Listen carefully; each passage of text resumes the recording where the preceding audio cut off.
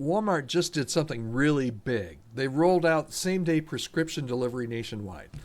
Now, Todd, I know you're asking, why should church leaders even care about this? Because it's not just a convenience. It's about listening to the real needs and adapting to serve people better. And if a massive corporation is willing to rethink how it meets customer needs, then shouldn't the church be doing the same? I'm Todd Rhodes. I'm your host here on the Healthy Church Staff podcast.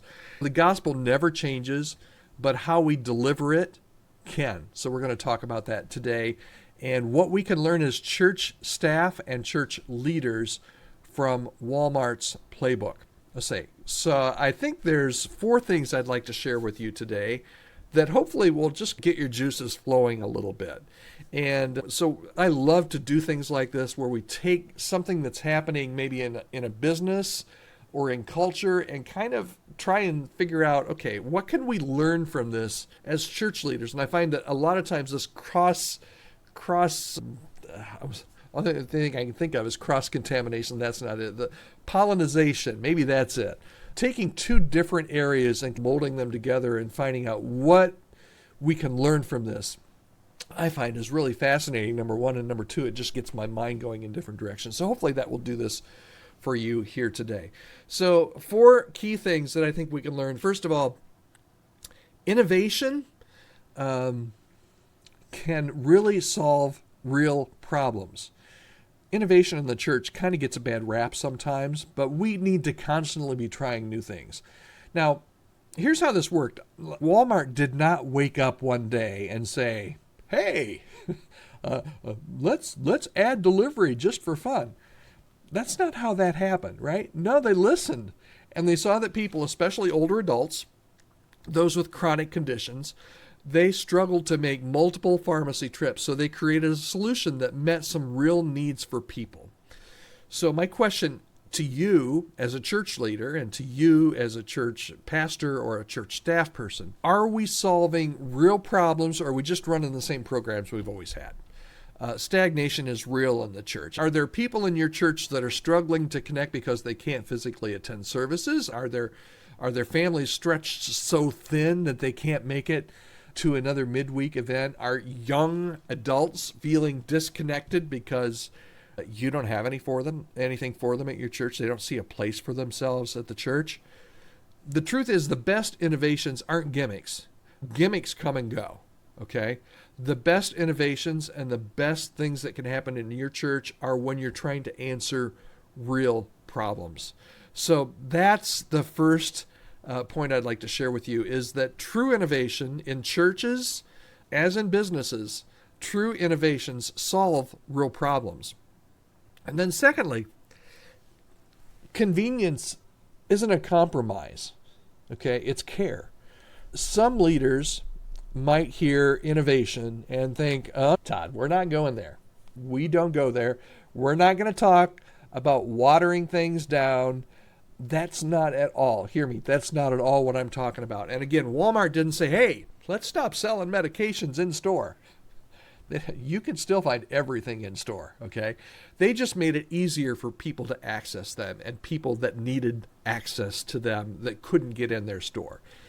And all I'm saying is the church should be doing the same thing, right?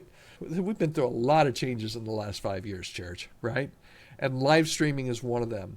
4 or 5 years ago, there were churches that live streamed, but there are a lot more churches that had to live stream and learn how to do it just like that when they couldn't meet. Live streaming is one of those things that isn't a compromise, right? It's accessibility. Online small groups aren't laziness. They're life-giving for people that have crazy schedules. Now, you can push back and say, Todd, this isn't for me. That's fine. The live streaming might not be for your church. Online small groups might not be for your church. But here's one I bet is for your church. Okay. Offering online giving is something that, again, 5 years ago, many churches had already started to do, but some churches hadn't done it. And boy, when they couldn't meet in person, all of a sudden that innovation of making it convenient wasn't a compromise, but it was a convenience. Making it convenient for people to give was huge. And now nearly every church offers online giving options. As a matter of fact, a lot of online giving options. Maybe offering different service times. You might think that's catering. This is the time we meet. You need to make time. You need to make priority in your life to worship Jesus at this time, Sunday morning, 10 o'clock, be there, right? Maybe offering different worship service. Maybe don't look at it as catering. Maybe it's making space for more people to worship. Again, I want to go back, and you may criticize me and say, Todd, you're trying to water stuff. I'm not trying to water stuff down. The gospel message never, ever changes, but how we can deliver it absolutely does. Okay? Point number 3. People want solutions, not just services. And here's what Walmart found. They found that when people got their prescriptions delivered, they also ordered other essentials. Why? Because people want holistic solutions, not just one-off transactions. And this is huge. This is a huge lesson for the church, okay? People just don't want a sermon on Sunday morning, okay? That could be an ego blow to you if you're a senior pastor. They don't come just to hear the sermon on Sunday morning.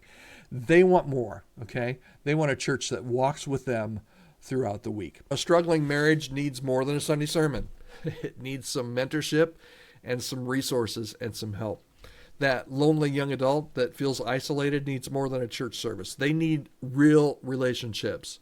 That family that we mentioned that might be facing financial hardship doesn't just need prayer, and they don't need a really stellar knock it out of the park sermon on Sunday. Those are great things. But what they need is some real practical help. So are we providing solutions that help people thrive?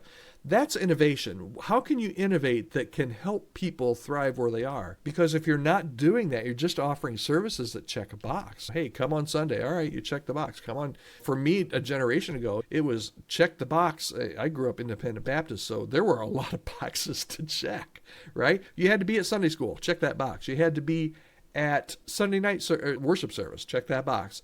You had to be at Sunday night service, check that box. You need to be at Wednesday night prayer meeting, right? Check that box.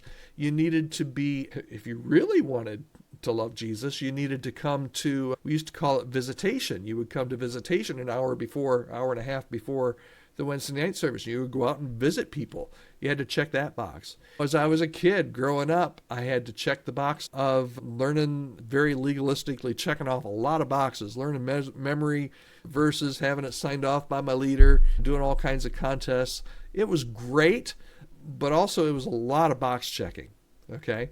Innovation is more than just checking boxes. It's actually meeting people where they are, okay? And last one, okay. Listen and adapt. I think this is one of the biggest takeaways that we can get from this move that Walmart's making, okay? They listened. Their customers said, this is what we need. And Walmart delivered, literally, right? They delivered. So I want to ask you, as a church leader, as a pastor, as a church staff person, when was the last time you actually listened?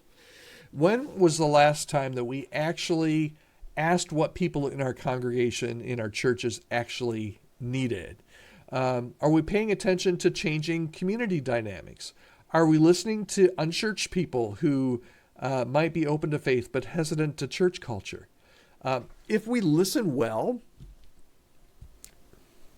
you hear me?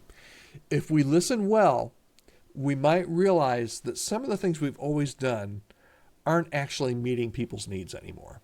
And if that's the case, it's okay to change. It's okay. Okay, so here's your bottom line for today. Walmart did not innovate just for the sake of innovation. They made a change that served people better. And the church, man, we should be doing the same thing. So here's my challenge for you today. What's one way that your church can rethink how it serves people? You can drop your ideas in the comments wherever you're listening or watching this. I'd love to hear them, because at the end of the day, innovation in the church isn't just about being trendy. That's not what it's all about at all. It's about making Jesus accessible to more people in real, meaningful ways. And that's a mission that's really worth adapting for. All right. Thanks for joining me today here on the Healthy Church Staff Podcast. If there's any way that I can help you or your church in any kind of healthy church staff initiatives that you have, maybe you need some help with compensation analysis, maybe you need some help with hiring new staff, any of those kind of things, I would love to have a conversation with you. I would love to come alongside and partner with you if that makes sense. And you can reach out to me anytime, podcast@chemistrystaffing.com. I'd love to hear from you. And I also hope that you will join me again. I love having you with me here on the podcast. I hope you'll join me again here on the Healthy Church Staff Podcast tomorrow.